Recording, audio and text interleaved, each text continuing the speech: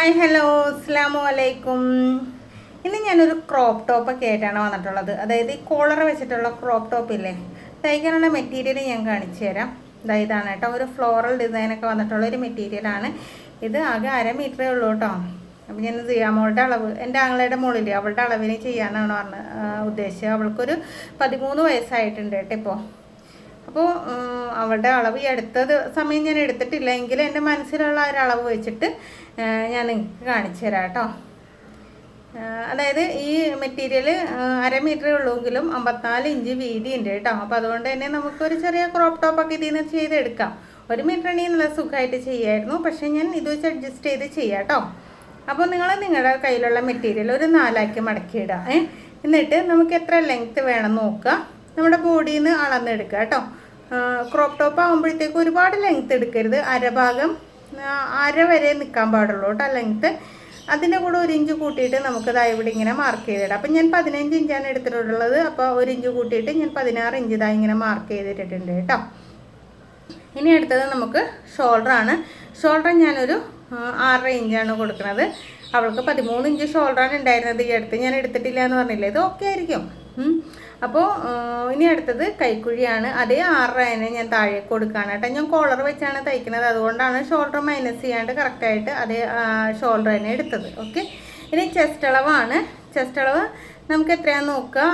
ബോഡിയിൽ നിന്ന് അളവെടുക്കുകയാണെങ്കിൽ അതിൻ്റെ കൂടെ 4 ഇഞ്ച് ആഡ് ചെയ്യുക. 4 വെച്ച് ഡിവൈഡ് ചെയ്തിട്ടാണ് ചെസ്റ്റ് അളവ് മാർക്ക് ചെയ്യേണ്ടത്. ഇതിൽ പിന്നെ തയ്യൽ തുമ്പൊന്നും ഒരുപാട് കളയാനില്ലാത്തത് കൊണ്ട് ഞാൻ അതിൽ കിട്ടുന്ന മാക്സിമം വീതി, അതായത് 7.5 + 1 8 ഉണ്ട്, അത് ഞാൻ എടുത്തേക്കാണ് കേട്ടോ. അപ്പോൾ നിങ്ങൾ എടുക്കുമ്പോൾ ചെസ്റ്റ് അളവ്, പിന്നെ ഷർട്ടൊക്കെ തയ്ക്കുമ്പോൾ ഇത് ഷർട്ട് മോഡലല്ലേ തയ്ക്കുന്നത്, അപ്പോൾ നമുക്ക് കാൽക്കുലേഷനിൽ ഇത്തിരി വ്യത്യാസമുണ്ട്. ഞാൻ എപ്പോഴും പറയുന്ന കാൽക്കുലേഷനല്ല, ചെസ്റ്റ് അളവിൻ്റെ കൂടെ 6 ഇഞ്ച് കൂട്ടണം കേട്ടോ. അത് കുറച്ച് ലൂസായിരിക്കണമല്ലോ.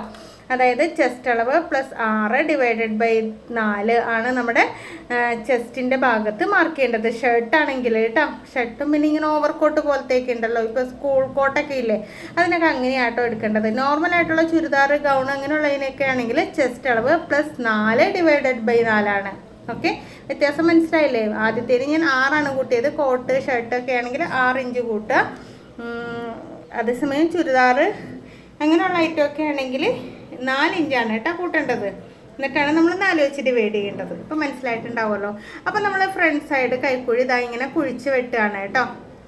അപ്പം ഞാൻ പറയുന്ന കാര്യങ്ങളൊക്കെ മനസ്സിലാവണ്ടോ നിങ്ങൾക്ക്? മനസ്സിലാവണമെന്നുണ്ടെങ്കിൽ, നമ്മുടെ വീഡിയോ ഇഷ്ടമാവുകയാണെന്നുണ്ടെങ്കിൽ ചാനലൊന്ന് സബ്സ്ക്രൈബ് ചെയ്യണം കേട്ടോ. അതുപോലെ തന്നെ ലൈക്ക് ചെയ്യാനും ഷെയർ ചെയ്യാനും ഒന്നും മറന്നു പോകരുത്. നിങ്ങളുടെ അഭിപ്രായങ്ങൾ കമൻറ്റ് ചെയ്യാനും മറന്നു പോകരുത് കേട്ടോ. അപ്പോൾ ഫ്രണ്ടും ബാക്കും നമ്മൾ കട്ട് ചെയ്ത് എടുത്തിട്ടുണ്ട്. ഇനി കൈ എങ്ങനെ എടുക്കുമെന്നാണ് ഞാനിങ്ങനെ ആലോചിക്കുന്നത്. ഫുൾ കൈ എടുക്കുകയാണെങ്കിൽ കുറച്ചുകൂടെ ഭംഗിയാണ്. കഫൊക്കെ വെച്ചിട്ടുള്ള ഫുൾ കൈ ആണെങ്കിൽ ഒരു 3/4 ആയിട്ടൊക്കെ മടക്കി വെച്ചിട്ടുണ്ടെങ്കിൽ കാണാൻ ഭംഗിയായിരിക്കും. പക്ഷേ ഇത് അതിനുള്ള മെറ്റീരിയൽ ഒന്നും ഇല്ല. അപ്പോൾ നമുക്കുള്ളത് വെച്ച് നമുക്ക് റെഡിയാക്കി എടുക്കണം. അപ്പോൾ നിങ്ങളുടെ മെറ്റീരിയൽ ഉണ്ടെങ്കിൽ ഇതുപോലത്തെ ക്രോപ്പ് ടോപ്പൊക്കെ തയ്ക്കുമ്പോൾ തീർച്ചയായിട്ടും നിങ്ങൾ ഫുൾ കൈ ഉണ്ടാക്കാൻ ശ്രമിക്കുക കേട്ടോ. ഫുൾ കൈ റെഡിയാക്കാൻ ശ്രമിക്കുക. എന്നിട്ട് എൻ്റെ ഭാഗത്തൊരു കട്ടിയുള്ള വക്രോ അങ്ങനെ എന്തെങ്കിലും വെച്ചിട്ട് കഫ് പോലെ ആക്കി എടുക്കണം. അതാണ് കേട്ടോ കൂടുതൽ ഭംഗി ഉണ്ടാവുക. എനിക്കിപ്പോൾ ഇതിൽ 3/4 സ്ലീവേ കിട്ടുള്ളൂ. അപ്പോൾ അത് നമ്മളിങ്ങനെ കറക്റ്റായിട്ട് 4 മടക്കിയിട്ടേക്കാണ്. 4 മടക്കിയിടുക എന്ന് പറഞ്ഞിട്ടുണ്ടെങ്കിൽ നമ്മുടെ കൈക്കുഴി എത്രയാണെന്ന് നോക്കുക. നമ്മൾ കൈക്കുഴി 6 അല്ലേ, അപ്പം നീളം നോക്കുകയാണ് കേട്ടോ. നീളം ഒരു 11 ഉള്ളൂ. ഉള്ളത് എടുക്കട്ടെ, അല്ലാണ്ട് ഇപ്പോൾ നമുക്ക് ഇല്ലാത്ത തുണി നമുക്ക് ഒപ്പിക്കാൻ പറ്റില്ലല്ലോ. അപ്പോൾ ഞാൻ ആ ലെങ്ത്ത് മാക്സിമം എടുത്തിട്ടുണ്ട്. പിന്നെ വീതി എടുക്കണം എങ്ങനെയാണെന്ന് വെച്ചിട്ടുണ്ടെങ്കിൽ, നമ്മുടെ കൈക്കുഴി എത്രയാണെന്ന് വെച്ചിട്ടുണ്ടെങ്കിൽ അതിനേക്കാളും 1 ഇഞ്ച് കൂടുതൽ, അതായത് നമ്മുടെ കൈക്കുഴി നമ്മൾ 6 അല്ലേ മാർക്ക് ചെയ്തത്, അപ്പോൾ 6-നേക്കാളും 1 ഇഞ്ച് കൂടുതലായിട്ട് 7.5 നമുക്ക് വേണം കേട്ടോ. ഇങ്ങനെ മടക്കിയിട്ടിട്ട് 4 മടക്കിയിട്ടേക്കാണ്. 2 കൈക്കും വേണമല്ലോ, അതുകൊണ്ട് 4 മടക്കിയിട്ടേക്കാണ് 7.5. അപ്പം നമുക്ക് മാർക്ക് 7.5 6 കൈക്കുഴി കൊടുത്തത്, അതുകൊണ്ട് തന്നെ 7.5 ഞാൻ മാർക്ക് ചെയ്തിട്ടുണ്ട്. നീളം നമുക്കിപ്പോൾ ഒരു 11 ഇഞ്ചോളം കിട്ടിയിട്ടുണ്ട്. മോൾ ഭാഗത്തുണ്ടല്ലോ, അതായത് ഓപ്പൺ സൈഡിൽ അവിടെ ഒരു 4.5 ഇഞ്ച് താഴത്തേക്ക് മാറ്റി മാർക്ക് ചെയ്തിട്ട് അതിലേക്കാണ് കേട്ടോ നമ്മളിങ്ങനെ കൈക്കുഴി കണക്ട് ചെയ്ത് കൊടുക്കണത്. പലർക്കും പല അളവായിരിക്കും കേട്ടോ. ഇപ്പോൾ നിങ്ങൾ എൻ്റെ കാണുമ്പോൾ എല്ലാം 4.5 മറ്റുള്ളവർ കാണുമ്പോൾ 3 3.5. അപ്പോൾ അവർ കൈക്കുഴി വെട്ടണയിലും വ്യത്യാസം ഉണ്ടാവും കേട്ടോ. ഓരോരുത്തർ പഠിച്ച രീതി അനുസരിച്ചാണല്ലോ ഓരോരുത്തർ വെട്ടണത്. ഞാൻ പഠിച്ച രീതി ഇങ്ങനെയാണ്. ഞാൻ ഇത്രയും നാളും ഫോളോ ചെയ്തുകൊണ്ട് വന്ന രീതിയും ഇത് തന്നെയാണ്. അതിലെനിക്ക് മിസ്റ്റേക്ക് ഒന്നും വന്നിട്ടില്ല. അപ്പോൾ അതുകൊണ്ട് 4.5 എനിക്ക് കറക്റ്റായിട്ട് കിട്ടാറുണ്ട് കേട്ടോ. അപ്പോൾ നിങ്ങൾ അങ്ങനെ ചെയ്ത് നോക്കൂ. ഞാൻ പറയുന്ന രീതിയിൽ തന്നെ കൈക്കുഴി വെട്ടിയിട്ടുണ്ടെങ്കിൽ തീർച്ചയായിട്ടും ഇതും കറക്റ്റായിട്ട് വരും. പലർക്കും പേടിയാണ്, അയ്യോ 4.5 വെട്ടി എന്താവുമെന്ന്. പക്ഷെ കറക്റ്റ് റെഡിയായി കിട്ടും കേട്ടോ. അപ്പം ഞാനിങ്ങനെ ഇങ്ങനെ കൈ വെട്ടിയെടുക്കുകയാണ് കേട്ടോ. പിന്നെ അതുപോലെ തന്നെ ഓൺലൈനായിട്ട് ടൈലറിങ് ക്ലാസ് ഉണ്ട് കേട്ടോ. നമുക്ക് ക്ലാസ്സിൽ ചേരണം എന്നുണ്ടെങ്കിൽ അതായി കാണുന്ന നമ്പറിൽ എന്നൊന്ന് കോൺടാക്ട് ചെയ്താൽ മതി. ക്ലാസ്സിൻ്റെ ഡീറ്റെയിൽസ് ഞാൻ കമൻറ്റ് ബോക്സിൽ പിൻ ചെയ്ത് വെച്ചേക്കാം കേട്ടോ. അതിന് ചെറിയ ഫീസൊക്കെ ഉണ്ട് കേട്ടോ. ഫീസിൻ്റെ ഡീറ്റെയിൽസൊക്കെ അറിയാനായിട്ട് എന്നെ വിളിച്ചോളൂ, ഞാൻ ഡീറ്റെയിൽസൊക്കെ പറഞ്ഞുതരാം കേട്ടോ.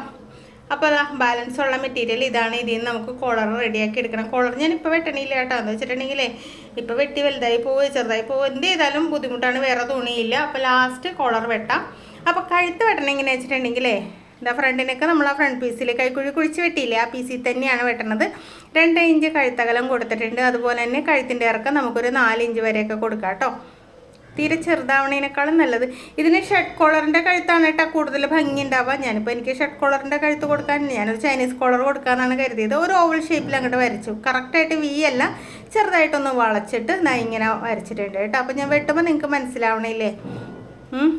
ഇനി ബാക്ക് നെക്ക് കട്ട് ചെയ്യാനായിട്ട് എന്താ ചെയ്യാന്ന് വെച്ചിട്ടുണ്ടെങ്കിൽ ഇത് ഫ്രണ്ട് ഓപ്പൺ ആണ് കേട്ടോ. അപ്പോൾ ഞാൻ ഈ ഫ്രണ്ട് ഓപ്പൺ കൊടുക്കുകയാണ്. ഇനി ഫ്രണ്ട് ഓപ്പണിലേക്കൊക്കെ വെക്കാനുള്ള തുണി നമ്മൾ എക്സ്ട്രാ മെറ്റീരിയൽ വെക്കേണ്ടി വരും. എന്നാലും കുഴപ്പമില്ല, കാണാനൊരു ഭംഗിയുള്ള ക്രോപ്പ് ടോപ്പ് ആയില്ലേ. അപ്പം ഞാൻ അടിയിലേക്കൊക്കെ നമുക്കിനി വേറെ തുണി, ഒരു വെള്ള തുണിയൊക്കെ ആണെങ്കിലും വെച്ചാൽ മതിയല്ലോ. അപ്പോൾ ഇതാ നല്ല ഭംഗിയുള്ള ഫ്ലോറൽ ഡിസൈനാണ് കേട്ടോ. എനിക്ക് ആ പൂക്കളും ഡിസൈനൊക്കെ കണ്ടിട്ട് ഇഷ്ടമായിട്ട് ഞാനെടുത്ത് കട്ട് ചെയ്തതാണ്. ഇതെൻ്റെ ഒരു കസിനെ പുള്ളിക്കാരി എന്തോ തയ്ച്ചതിൻ്റെ ബാലൻസ് എനിക്ക് തന്നിട്ടുണ്ട്. കുറേ ഉണ്ട് കേട്ടോ, ഇതുപോലത്തെ 3-4 കളർ എനിക്ക് തന്നിട്ടുണ്ട്. അപ്പോൾ ഇതേപോലെ എന്തെങ്കിലുമൊക്കെ ഓരോന്ന് തയ്ക്കാം എന്നൊക്കെ വിചാരിച്ച് ഞാൻ മാറ്റി വെച്ചിട്ടുണ്ട് കേട്ടോ. അപ്പോൾ അതാ നോക്കി നമ്മുടെ ആ വീനക്ക് നമ്മൾ കട്ട് ചെയ്തെടുത്തില്ലേ, അതിൻ്റെ ഒരു മുകളിലെ അളവെടുത്തിട്ട് ഞാൻ കഴുത്തിൻ്റെ വീതി അതേ അളവ് തന്നെ കിട്ടാൻ വേണ്ടിയിട്ടാണ് കേട്ടോ. പക്ഷേ ഇറക്കം നമ്മൾ ഒരു 1/2 ഇഞ്ച് കൊടുത്താൽ മതി കേട്ടോ. ഒരുപാടൊന്ന് വെട്ടി ഇതാക്കി കളയരുത്. 1/2 ഇഞ്ച് മാത്രം ഇറക്കം കൊടുക്കുക. തയ്ച്ച് കഴിയുമ്പോൾ കോളർ കറക്റ്റായിട്ട് നിൽക്കാൻ വേണ്ടിയാണ് കേട്ടോ. അപ്പോൾ ബാക്കും ഫ്രണ്ടും കൈയൊക്കെ നമ്മൾ റെഡിയാക്കി കൊണ്ടുവന്നിട്ടുണ്ട്. ഇനി ഇത് തയ്ക്കാൻ നോക്കിയപ്പോൾ എൻ്റെ ട്രൈപോഡ് പൊട്ടിയിരിക്കുകയാണ്. അപ്പോൾ ട്രൈപോഡ് വന്നിട്ട് ഇത് തയ്ച്ച് കാണിച്ചു തരാം കേട്ടോ. നാളെ തന്നെ അതിൻ്റെ അടുത്ത വീഡിയോ ഉണ്ടാവും.